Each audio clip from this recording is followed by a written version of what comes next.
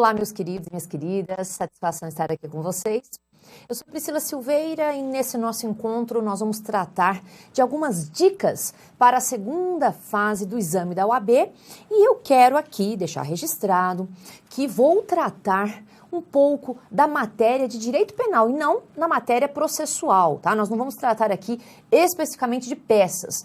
Por quê? Porque no exame da OAB, quando você vai fazer peça, a maioria delas exige que você tenha conhecimento a respeito da matéria de direito penal, propriamente dita, do direito material, tudo bem? Então aqui nós temos que lembrar que nós vamos ter sempre no seu exame de ordem uma peça prático-profissional e 4 questões discursivas ou dissertativas. E aí, quando a OAB vai cobrar, aqui quero lembrar vocês que nós temos alguns temas que têm maior incidência nesse exame. O maior deles é a teoria do crime. Então, sempre que pode, a OAB, a banca FGV, ela cobra do candidato o conhecimento a respeito da teoria do crime. Professora, em todas as peças, em todas as provas do exame da OAB, nós precisamos saber a teoria do crime, a teoria do delito? Porque quando ela não cobra em peça, o que é muito difícil, ela pede também lá nas questões, tá? Então nós vamos lembrar aqui o seguinte, como que eu poderia, em algumas peças, desenvolver a questão da teoria do crime? Presta bem atenção, por exemplo, tá?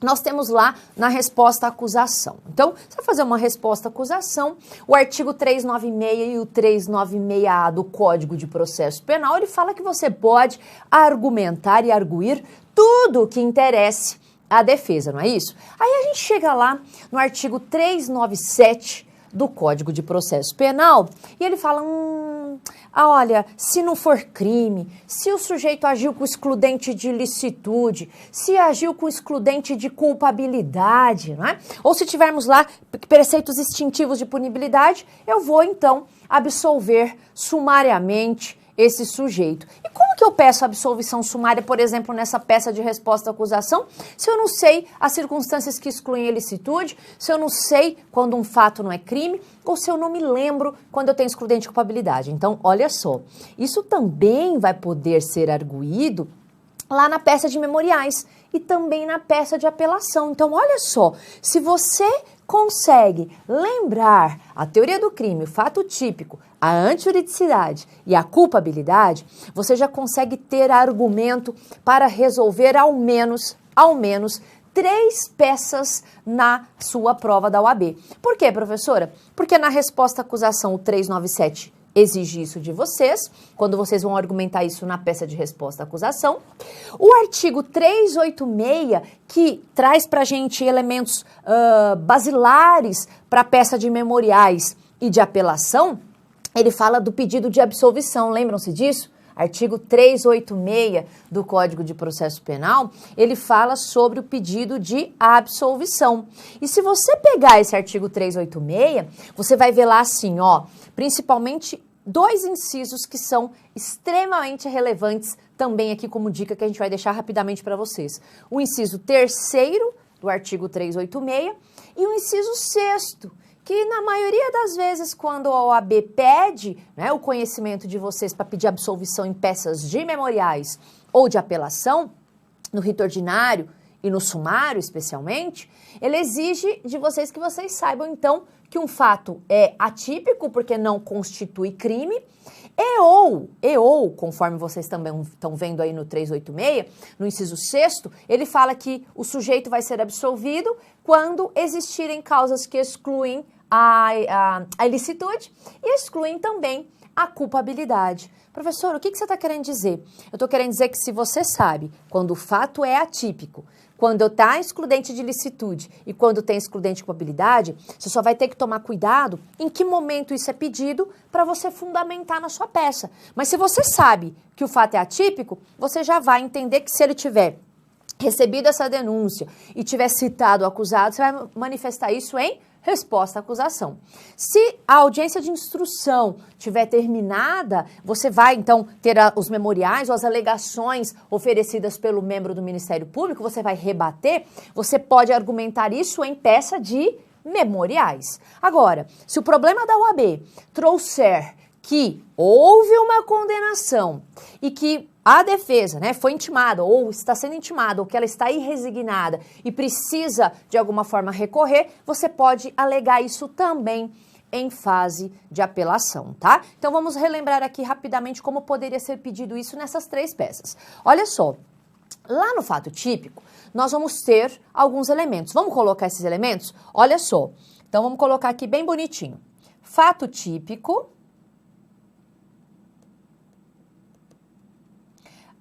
antijurídico, nós vamos fazer essa tabelinha e você já vai marcar para usar isso em todas aí as suas teses, tudo bem?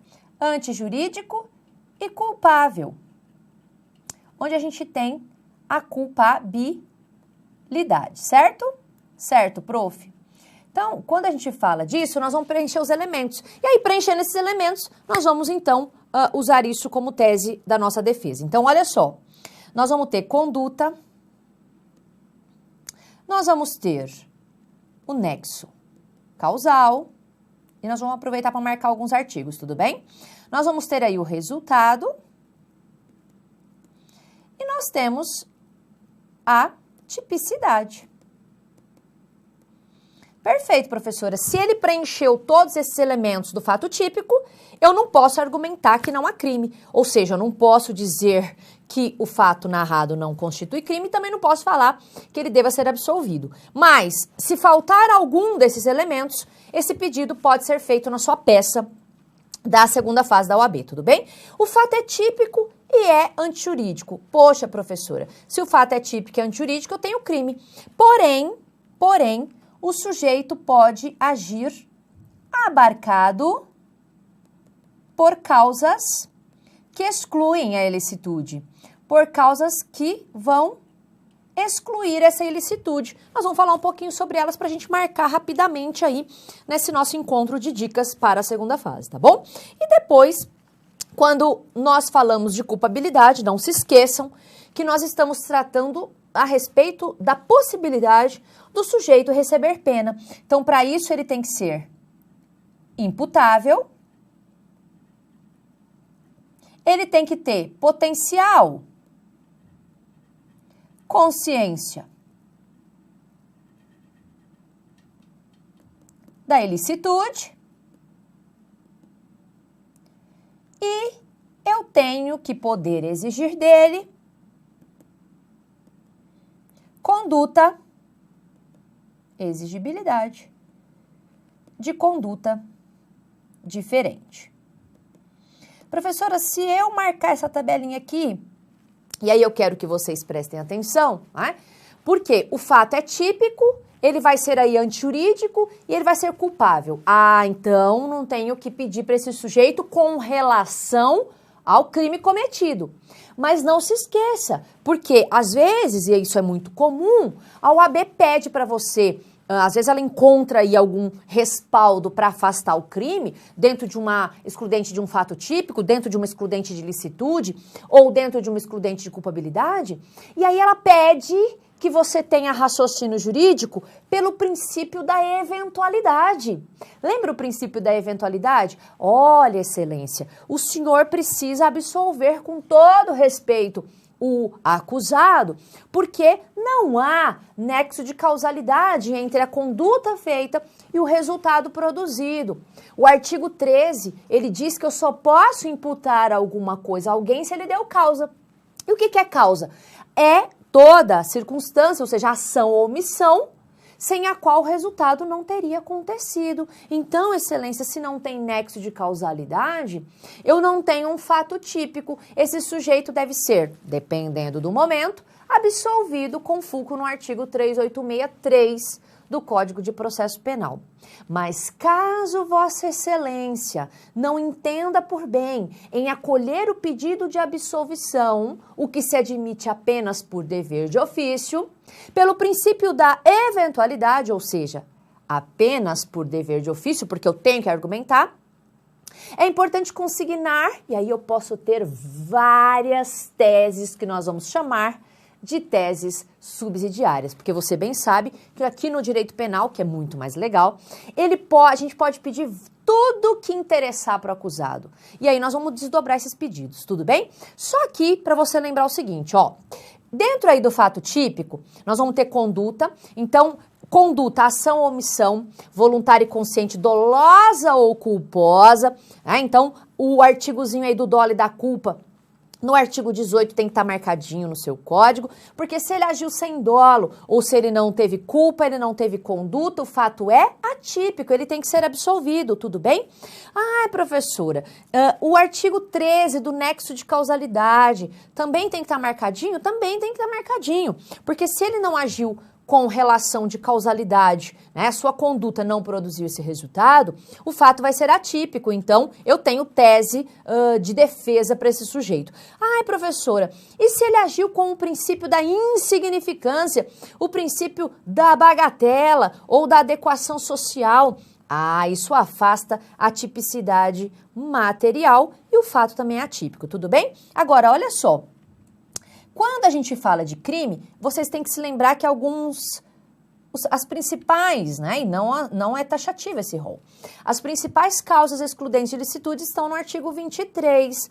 Então, às vezes, o sujeito comete um fato típico, mas que não será antijurídico, porque ele estará abarcado por uma causa que excluirá a ilicitude, a contrariedade ao ordenamento jurídico, de modo que também deve ser absolvido. Ah, professora, eu só tenho que tomar cuidado. Porque uma coisa é não ser crime, o fato ser atípico, uma coisa é ele agir com excludente de licitude, então na hora que eu vou explicar na minha peça, o raciocínio jurídico é outro, porque ele tem uma conduta, ele produz um resultado, está tipificado no ordenamento, mas o nosso legislador traz aí um preceito justificante permissivo, permite que aquele sujeito que agiu abarcado por uma causa excludente de licitude, que assim ele possa agir. Então, a absolvição ou o pedido de absolvição sumária estará baseado na circunstância ou no inciso que diga a respeito que o sujeito agiu abarcado por uma causa que exclui a ilicitude. Lembrando aqui rapidamente, porque aqui é um encontro de super dica, né? Aquelas mais pontuais. Lembrando vocês que nós temos várias causas excludentes de ilicitude espalhadas pelo Código que não estão taxativamente colocadas no artigo 23. O artigo 23, ele traz as principais: legítima defesa, estado de necessidade, estrito cumprimento do dever legal e exercício regular de um direito, beleza? Professora, o fato é típico, é antijurídico, não tem mais nada que eu possa pedir para o sujeito? Aqui só um parêntese, tá? E eu vou chamar sua atenção rapidamente. A OAB gosta muito de pedir erro de tipo, né? Então, às vezes, e aqui não vou explicar erro de tipo, porque aqui é, rapidez. Mas o erro de tipo essencial, ele está lá no artigo 20. Então, se o sujeito, ele erra, né, nessa questão do erro de tipo essencial e inevitável, você já bem sabe que afasta dolo e afasta culpa. Então, aqui nesse quadradinho nosso, ó, se cair na sua prova a respeito do erro de tipo essencial inevitável, ele afasta dolo e afasta culpa, afasta também a conduta, tá? Então, o erro de tipo essencial inevitável está relacionado à conduta. Por que eu chamei sua atenção? Porque nós temos um outro erro, que é o erro de proibição, que está no artigo 21.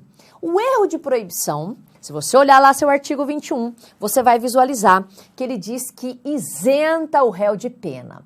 Então, o erro de proibição inevitável, quando ele se engana a respeito do preceito interpretativo sobre aquilo que ele faz, ele pensa que pode fazer daquele jeito, ele está aqui, ó, olha lá, na consciência, ele está na culpabilidade. Então, o erro de proibição está na consciência da ilicitude, porque o sujeito não a tem.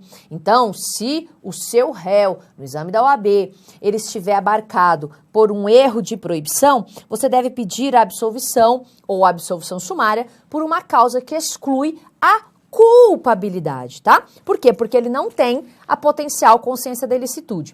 Assim como também se ele for menor, assim também se ele for doente mental, incompleto ou retardado, que ao tempo do crime ele não saiba o que ele faz, nós vamos colocar aqui a questão da excludente da culpabilidade. Então tem que tomar cuidado. Por quê? Eu posso ter o ébrio, então se ele está embriagado de forma aí completa, por caso fortuito ou força maior, a embriaguez afasta aqui para nós a imputabilidade. Ele será então considerado inimputável.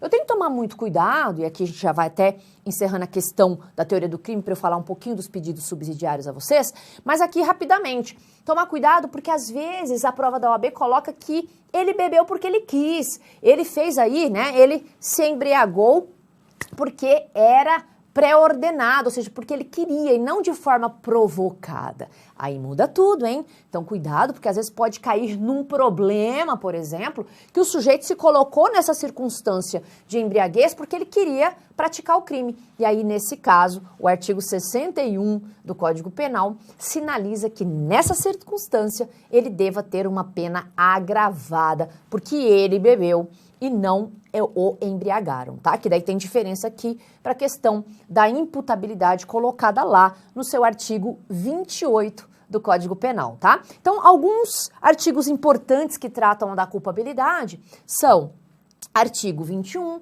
o 22, que fala da exigibilidade ou da inexigibilidade de conduta diversa, o 26, o 27 e o 28. Professor, esses artigos que você está pedindo aí para a gente deixar marcadinho, eles são taxativos quanto à culpabilidade? Não. Nós temos, por exemplo, causas de escusas absolutórias, que isentam o réu de pena, mas que não estão nesses artigos 22. Então, ou 23, né, ou na verdade 26, 28, enfim. Por que eu estou falando isso? Porque as escusas absolutórias, por exemplo, lá no artigo 181, vai excluir a culpabilidade, que também pode ser tese da sua defesa, tá? Não achei mais nada que pode ser argumentado para o sujeito. Nós temos as teses subsidiárias. Então, pelo princípio aí da eventualidade, nós podemos citar várias, tá? Vamos colocar algumas aqui. Então, ó, eu pedi absolvição, mas de forma subsidiária posso pedir várias outras coisas, tá? Vou colocar aqui algumas brevemente aí para vocês, tá? Então, imagine aqui o seguinte, o sujeito pediu lá a absolvição, aí você fala, caso isso não se dê, né, excelência, caso não seja esse o vosso entendimento, o que se admite apenas por dever de ofício, você pode pedir a desclassificação do crime. Vou colocar alguns aqui, tá? Você pode pedir a desclassificação, você pode pedir para ser reconhecida a tentativa, a desistência voluntária, o arrependimento eficaz. Você pode pedir, né, para poder, ainda dentro dessa questão, afastar a qualificadora,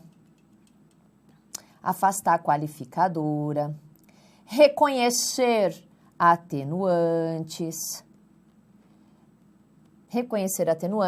Aqui pra gente, afastar agravantes. Tem que ter pedido aí a questão da fixação da pena no mínimo legal. Pena base. Né? Professora, o que mais que eu posso pedir aí? Eu posso pedir a fixação do regime. Eu posso pedir, isso aqui tem que estar bonitinho na sua cabeça, porque várias a gente pode pedir, principalmente, vamos deixar aqui, deixar registrado, se forem memoriais ou apelação, tá? Por quê? Porque na resposta à acusação a gente tem aí, por mais que a gente possa falar tudo o que interessa, a gente fica um pouquinho mais restrito, tá bom? E eu posso pedir, ó, substituição da pena, posso pedir o sursi. E aqui eu vou dar uma dica para vocês, que se você tem bonitinho na sua cabeça os artigos 68 e o 59, você não precisa decorar teses subsidiárias. Você sabe disso quando você faz a leitura do artigo 68 com 59. Ele mesmo já traz essas possibilidades de teses subsidiárias em algumas peças, tá bom? Aproveitei para falar isso porque substituição pode cair na sua prova como pergunta, né? Como que se dá aí a substituição dessa pena. Ele traz lá uma situação específica que está lá no artigo 44. O sursi, que também é importante, está nos 77 seguintes, tá? Então, coloquei aqui teses subsidiárias, pode cair na sua prova como pergunta a tentativa, que está no artigo 14, pode cair na sua prova a desistência voluntária ou arrependimento eficaz, que está no 15. Pode cair na sua prova também o artigo 16, que fala do arrependimento posterior, que também são teses aí de defesa, tá bom? Então, acho que conseguimos, nesse pouco tempo, falar um monte de dicas para vocês. E ó, tô aqui na torcida para que vocês arrebentem, tá bom? Um super beijo e até a próxima. Tchau, tchau.